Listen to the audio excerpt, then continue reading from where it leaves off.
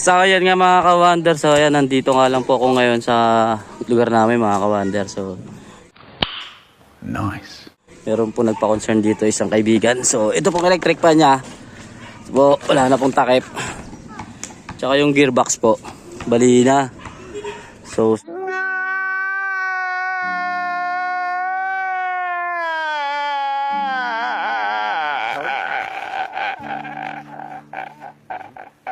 subukan lang po natin to hanapan ng ng gearbox. So yan po yung gamit ko mga ka-wonder. Sa konti lang po yung dala natin. So yan po yung kaibigan natin, oh. Vlogger din po yan, si Omar Lip. Oh my God!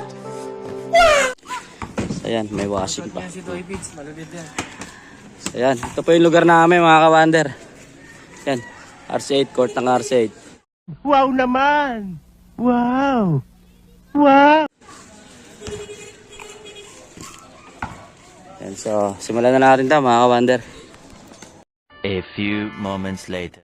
So yan nga mga ka-wonder, so nakahanap na nga po tayo dito ng ito, second hand lang to po mga ka-wonder. So yan, mamimili na lang po tayo dito sa apat kung ano yung ubra. So ang pagtanggal po na itong gearbox mga ka-wonder, yan. So tatanggalin nyo lang po yan sa ilalim na yan. So dito po sa bali na po kung saan na po natanggal yung mga So tatanggalin na lang po natin yung mga tornilyo na yan, ayan, tatlo lang yan.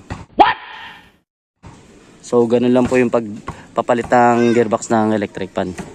So umpisa na po natin. 1 hour later. So ayan na nga po mga ka-wonder, so natapos na nga po tayo dito mga ka-wonder. Yan, nalagyan na po natin ng gearbox yan. So ayan, sorry medyo lang po itong ginawa natin dito mga ka-wonder kasi tayo pare-pares po tayo ng ngayon. Gipit po ngayon po, dumaan tayo sa crisis kayo kaya wala po tayo mga budget pa. Pang backup lang naman po to. So ang malaga mga ka-wonder, may takip na po yan. So palitan na rin po natin ang gearbox. Ayan, nag-swing na po. So para safe po sa mga bata sa kuryente. So ganun lang po, basic lang po. Nice. Lang po yung pagpapalit niya mga ka-wonder. Napakadali lang po, 3 tornilyo lang doon po sa gearbox, isa dun sa may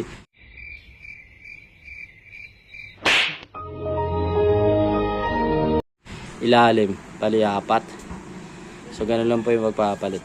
So okay na po mga ka-wonder.